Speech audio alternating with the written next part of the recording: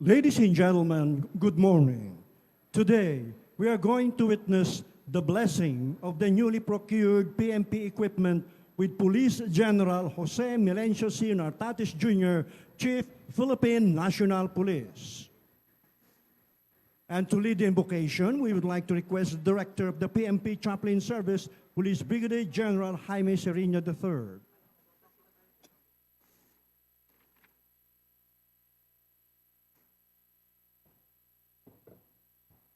Let us tune our hearts in the holy presence of God and offer prayer.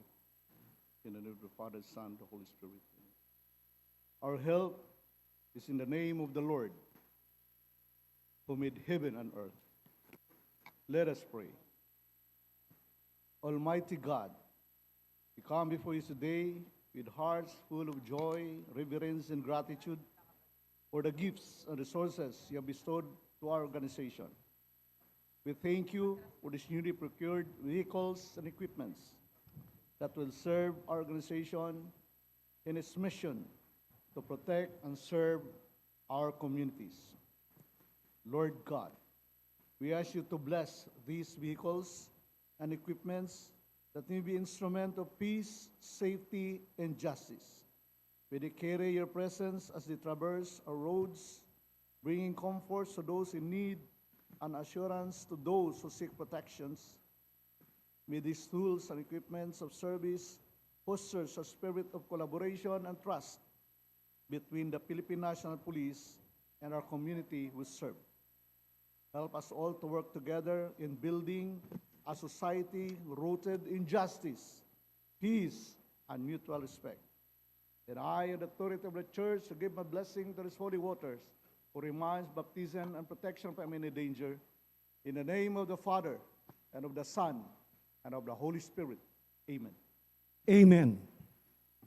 At this point, may you request the Chief PNP, together with the members of the PMP Command Group, the D staff, the members of the Bid and Awards Committee, CIA and PMC, to proceed to the lower level for the blessing of the newly procured PMP equipment to be appreciated by the Director of the PMP Chaplain Service.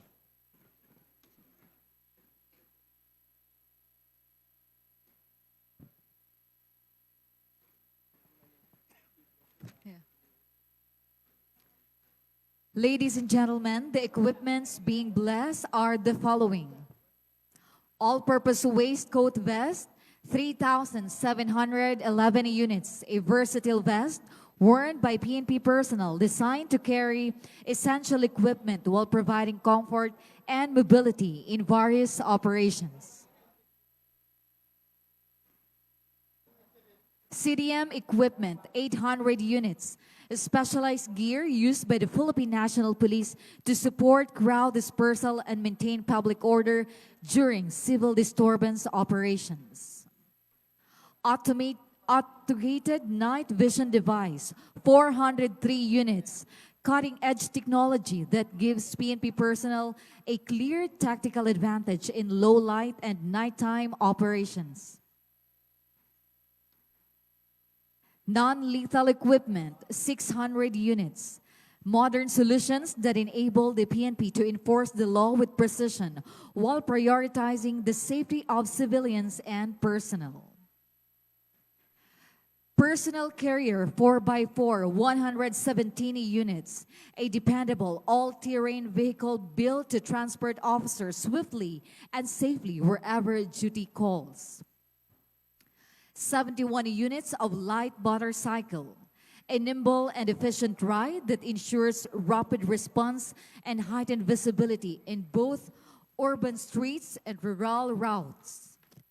Once again, the list of equipment are 800 sets of CDM equipment, 3,711 units of all-purpose waistcoat vest, 600 sets of non-lethal equipment, 403 units of automated night vision device, 117 units of personal carrier 4x4, and 71 units of light motorcycles.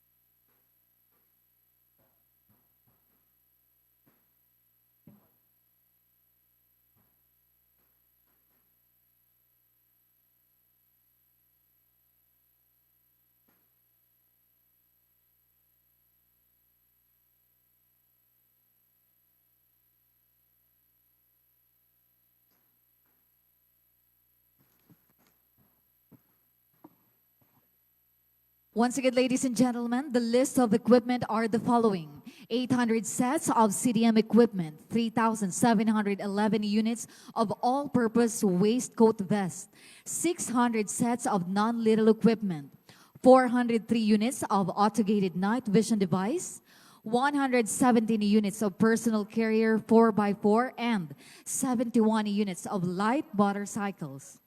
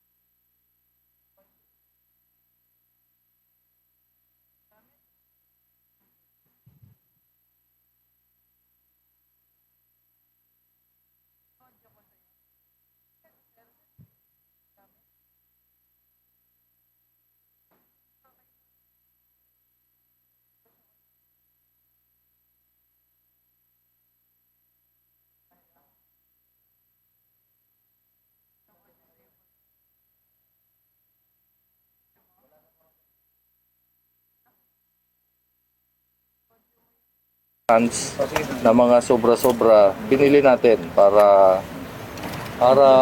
mabilis makatulong, and this will augment the capability of our patrollers or our units to deny the occurrence of focus crime, and especially to augment the capability of our tourist police nationwide. There are 10 big tourist spots within the archipelago, and of course 10 lang yun, pero mas marami pa yung medyo mas maliliit.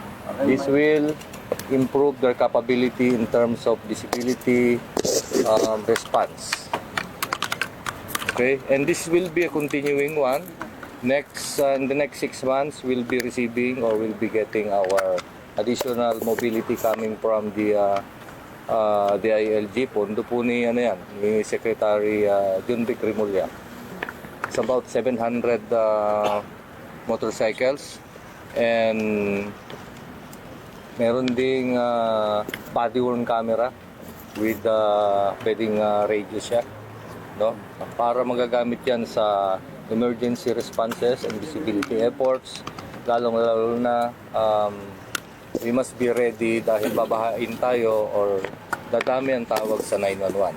As of now, 60,000 per day ang tawag ng 911, that we are part of the responders in that 911 Unified 911. Sir, yung, Okay, sir, question. yung mga sasakyan at saka itong mga motor, saan, bukod sa NCRPO, saang region pa po ipapamahal? Ito is priority or earmark dito sa mga tourist police para para matulungan natin or mapaganda yung response, lalong-lalo na protection of our tourist industry and tourist spots as well as the travelers. Sir, paano po ngayong Holy Week saka summer vacation, mapakinabangan na po natin ito? Yes, mapakinabangan na to. This, what is shown right now is only about 20%. Yung iba, nandyan na. Kasi useless na dadalhin natin dito, tapos i-dispatch din naman. This will be dispatched immediately. Actually, yung mga nakatayo dyan, or present with the drivers, yan ang mismo yung driver, and they will go on their respective units already. Okay, and yan, para yan sa not only for tourist police unit, but also it is earmarked to be used for crime prevention, visibility. Lalong-lalo na, it will also be used in various operations as well as activities. Maraming activities. Meron tayo ngayon summer vacation, Holy Week, and lalong-lalo na ang ating ASEAN tayo. Kalimutan mo na eh. Until when? Tapos meron pa November 1, susunod, di ba? Opo. Ano pa, after November 1, Pasko. Tapos summer na naman, di ba? Holy Week. Ganun lang, ikot lang tayo. Sir, At, until when na makukomplete natin itong capability enhancement program ng PM? This is a continuing one. We have a 2 billion funds, laging nire-release yan every year. And when we say capability, it is a continuing one. 2 billion is not enough. Pero pagkakasahin natin, depende na lang kung anong availability. In the past years, we have crafted a proposal that is a capability enhance program, mas enhance pa. Pinogram natin yan in the next 5 years or 10 years, amounting to 112 billion. Yun, medyo ideal na ang ating police force. Pero hindi naman natin makuha, and or pagka-green natin, okay. It will also include the construction of police stations, as well as the equipment, as well as the training, and to include our number of police to be recruited. So we should have an ideal of 1:500 police to population ratio. Ngayon, 1:600 plus or 640. If we're going to compute the actual number of police on the street, kasi kung halimbawa 230,000 tayo, 235,000, 115 million tayo, that would be 400 or about 500, ideal na. But it's not. May NUP tayo, hindi naman patrollers. Meron tayong mga police dito sa headquarters, about 1585 deployment scheme.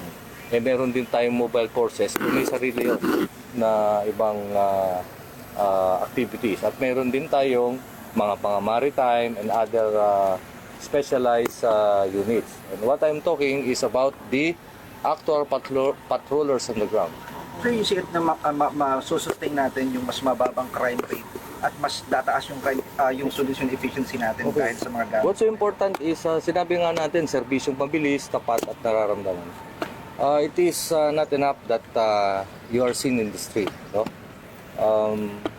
And it is not enough. Kailangan mabilis tayo, mag-react. That's why meron tayong Unified 911.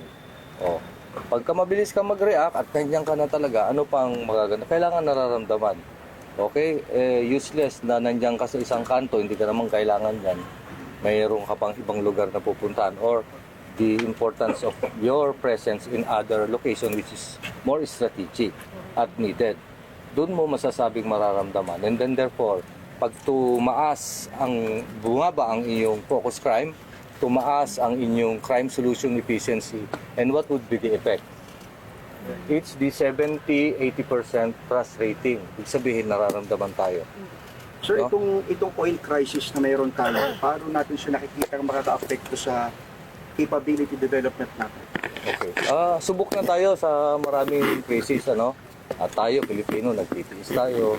Our siblings, yung mga kamag-anak natin, even nagtatrabaho sa ibang bansa. Dito sa Philippine National Police, nakikisama tayo dyan, nakikisa. Lalong-lalo na kami ay magtitipid. But not hindi natin maaalis yung ating target, no? Okay. For example, in the national headquarters, nabawasan ang ating release ng pondo. Actually, it is about 8%. 8%, medyo malaki yun. Dito sa mga regional offices, nabawasan ng roughly about 40%. So, medyo malaki.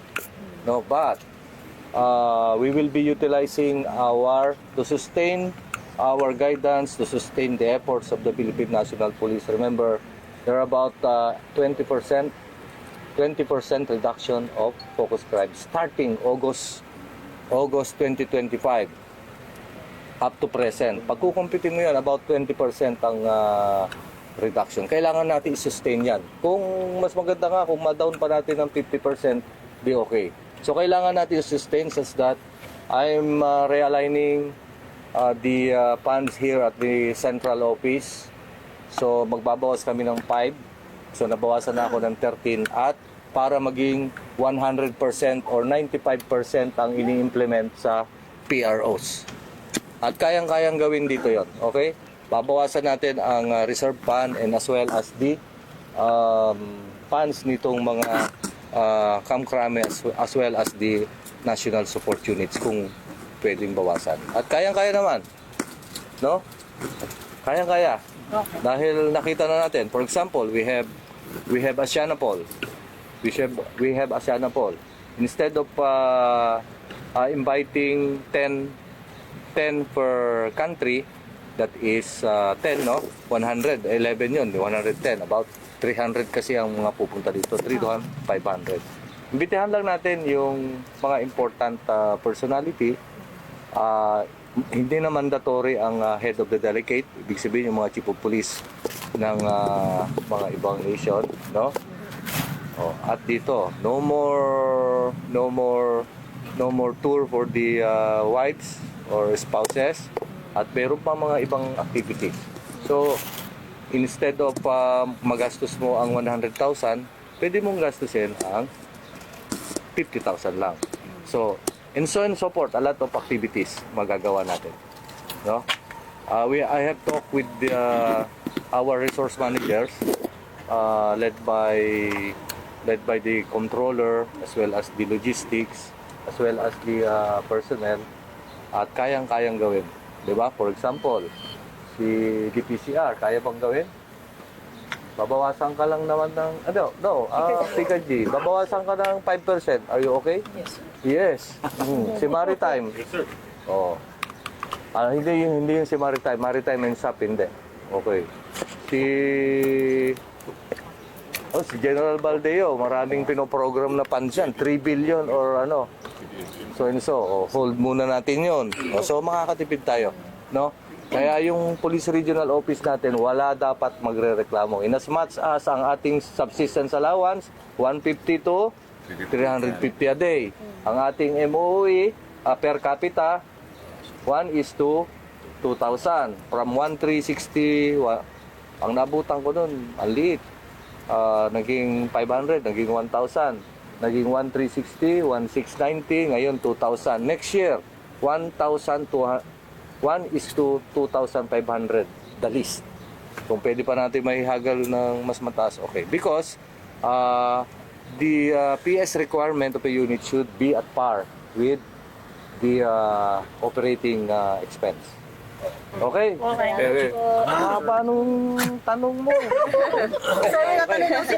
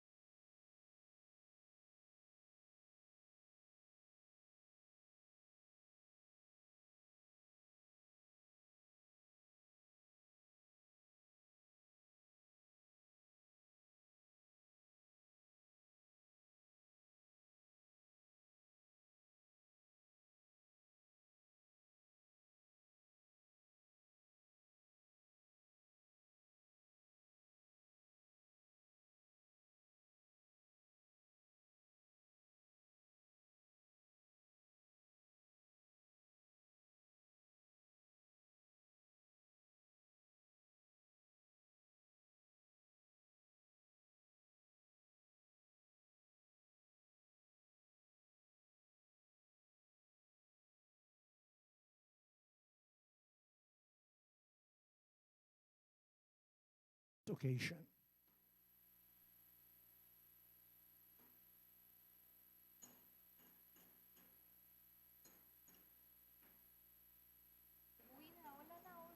And that concludes this ceremony. Magandang umaga po.